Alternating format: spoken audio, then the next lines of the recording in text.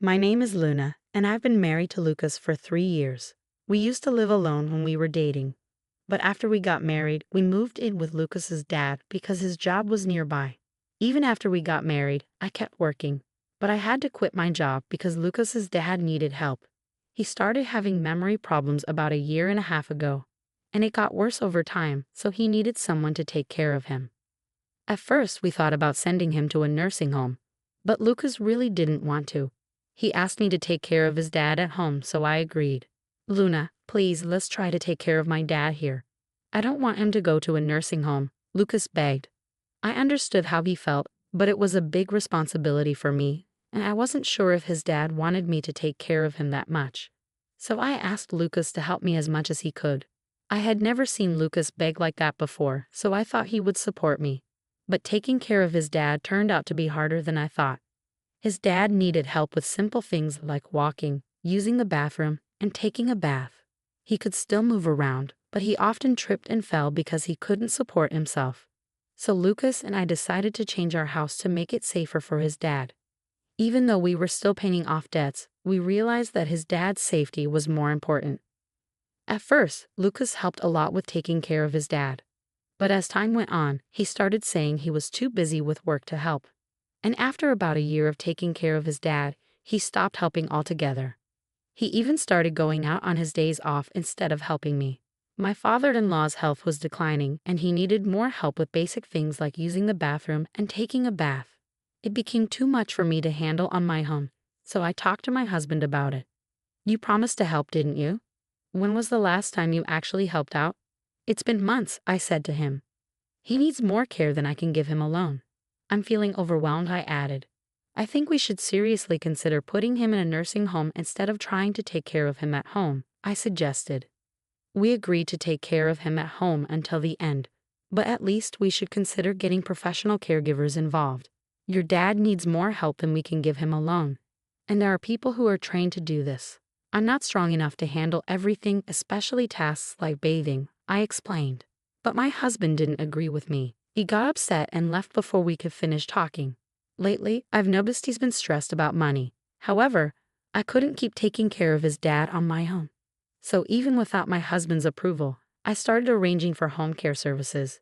His dad was assessed as needing a high level of care. So we arranged for a caregiver to come 5 times a week for about an hour each day. We also made a plan with our long-term care insurance, so I wasn't worried about the cost. But we hit a snag on the first day of home care services. Hi, I'm Mira, your caregiver. I'm here to help you from now on, she said. Nice to meet you, Mira. I'm looking forward to working with you, I replied. While the caregiver was talking to my father-in-law, she also taught me some nursing techniques.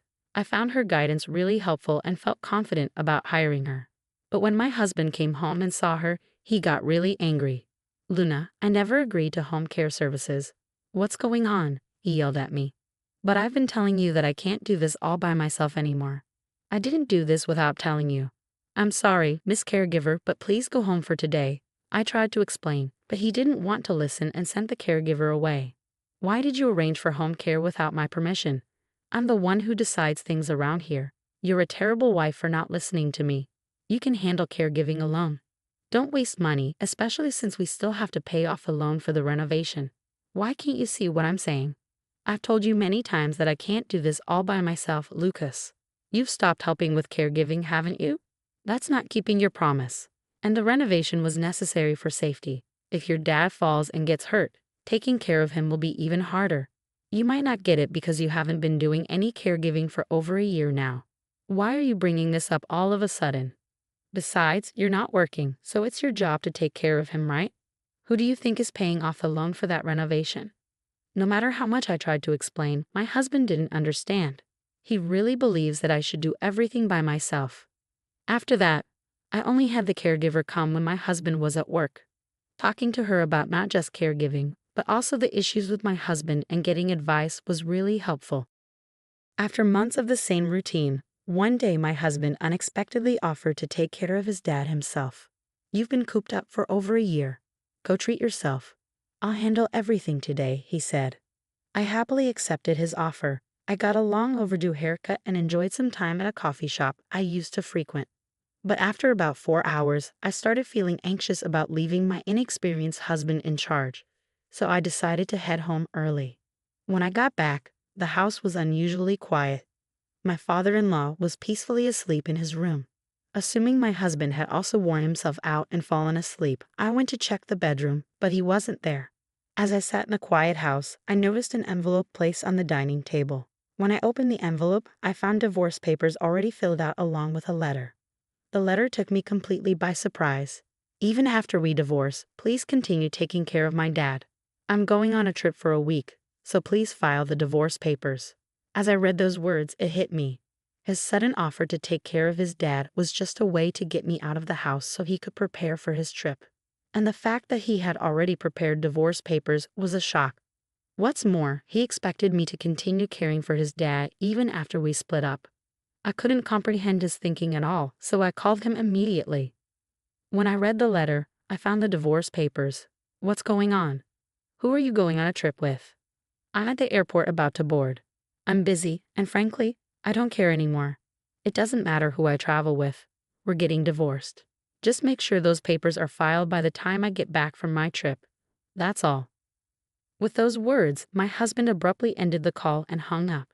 Just before the line went dead, I heard a woman's voice calling out his name on the other end. It became clear that he was with someone else, the person he was traveling with. We'd only been married again for 3 years, and now I was facing the possibility that he was having an affair. As I thought about how he might have been cheating on me while I was busy taking care of his dad, tears of regret filled my eyes. Luna, my father-in-law's voice called out to me as I left. He had been struggling to remember my name lately, but today he said it clearly. Worried about how well my husband had taken care of him while I was away, I hurried to see him. Father, are you feeling all right? Did everything go smoothly while I was out? I asked, concerned for his well-being. Luna, is the caregiver coming today? My father-in-law seemed surprisingly lucid and able to hold a conversation. No, she won't be here until tomorrow morning, I replied. Ah, I see. Could you bring me some paper and a pen? He requested. My father-in-law, who usually struggled with writing due to his condition, seemed different today, more refined. I remembered reading that writing could help with dementia symptoms, so I agreed and fetched him some paper and a pen. He began writing something, but I couldn't see what it was. After he finished, he placed the paper in an envelope and handed it to me. Give this to the caregiver when she comes tomorrow, he said before drifting back to sleep. Was this some sort of dementia exercise with Mila? Although I was curious about the letter's contents, I decided not to peek. Later, when my father-in-law woke up, he seemed to have forgotten everything, even my name. It left me wondering what had happened. That night, after he had gone to bed, I found myself pondering over the letter and divorce papers again. Reflecting on my husband's recent actions, I began to realize there might have been signs of something suspicious. I had been so focused on caregiving that I hadn't paid attention to him. If he was indeed cheating, part of me wanted to divorce him immediately and leave. But I couldn't abandon my father-in-law. Besides, without a job while taking care of him, I worried about supporting myself after a divorce. As morning arrived, I still hadn't made a decision. Mira came by, and I handed her the letter from my father-in-law. After reading it, she approached me looking troubled. And then, the caregiver. I'm here to support you, Luna. We've built a friendship, and moments like these are more common than you might think. I'm here for you, Mira reassured me with a kind smile. The letter is about me getting a divorce? I asked, feeling confused. Yes, it seems Mr. Henry noticed something wasn't right and asked me to step in. He wrote in the letter about his wishes regarding his estate. There's more to it, but we can discuss that later. Since your husband will be back soon, let's act quickly, Mira suggested. With that, Mira arranged for another caregiver to take over Mr. Henry's care and urged me to follow her. We ended up at a law firm. Mira, why are we here? I asked, puzzled. You'll understand once we're inside, Mira replied cryptically. Even though I was still confused, I followed Mira into the building. Thank you for coming today. I'd like to discuss a request I received from Mr. Henley regarding gifting property during one's lifetime. Specifically to you, Luna, the lawyer explained as we took our seats. The lawyer handed me a document and said, yes, it's notarized. Mr. Henley requested this document prepared by Mira. It states that Mr. Henley wishes to gift you $36,000 and his apartment during his lifetime. Stunned by this revelation, Mira started to explain. On the first day of my home visit, Mr. Henley mentioned this. He wanted to express his gratitude to you, Luna. However, as you weren't legally adopted by him, he couldn't pass on his assets to you through inheritance. So he decided to make this gift during his lifetime. I'm incredibly grateful. I need to thank my father-in-law right away, I said, feeling overwhelmed with emotion. Before we head back, there's one more place we need to stop by, Mira said, leading me out of the law firm. We made another quick stop before finally returning home. Once we were back, I expressed my heartfelt gratitude to my father-in-law, even though he didn't seem to fully understand. I kept telling him how thankful I was. Sadly, 3 days later, he passed away due to complications from his worsening dementia. I tried calling my husband, who was still traveling abroad, but he didn't pick up, perhaps assuming it was about the divorce. There's no other option, Mira said, guiding me through the necessary arrangements. As we gathered with relatives to make preparations, my husband's absence, being the biological son of my father-in-law, was a point of contention for some. 2 days later, my husband returned home, completely unaware of what had transpired. He was immediately bombarded with questions from all sides. Hey, help me out here. I swear I'm not cheating. I was just taking a vacation to unwind after being a caregiver every day, my husband protested. You can't lie twice. Even if you claim you were caregiving, there's no evidence to support that, I countered. I know for a fact that you went on that vacation with your mistress. Security cameras at the airport caught you two acting like lovers, I added firmly.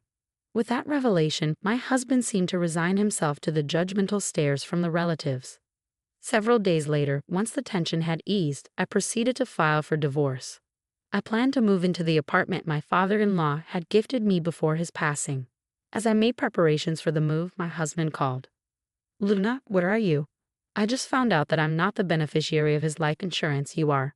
All I was supposed to get was his life insurance. What are you going to do about this? He demanded. What did you tell my dad while you were taking care of him? You and that female caregiver must have conspired together. You two planned this, he accused angrily. It was your father's wish. Mira and I only followed his instructions, I explained calmly. Well, we're divorced now, and you and your mistress will be hearing from my lawyer soon. Make sure to pay up for the compensation, I added firmly. What do you mean we're divorced? Besides, since you got my dad's life insurance, you can consider it as your consolation money, right? So I don't owe you anything, my husband retorted arrogantly. It seemed he had forgotten that he had left me the divorce papers to file before he left for his trip. I was surprised by his callous attitude. The divorce papers were left by you with a letter asking me to submit them, weren't they? And the life insurance is a precious inheritance from your father, not something I received from you. So you should cover the compensation, I insisted firmly. My husband was speechless at my words, unable to respond. We realized we weren't making any progress and decided to end the call. He continued to call several times afterward, but following Mira's advice, I changed my phone number.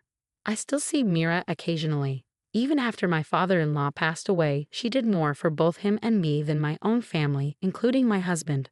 I'm truly grateful to her. Eventually, it seemed that the truth reached my husband and his mistress, and I received a call from their lawyer. Lucas told me you were the one in charge, even though I didn't know the full story.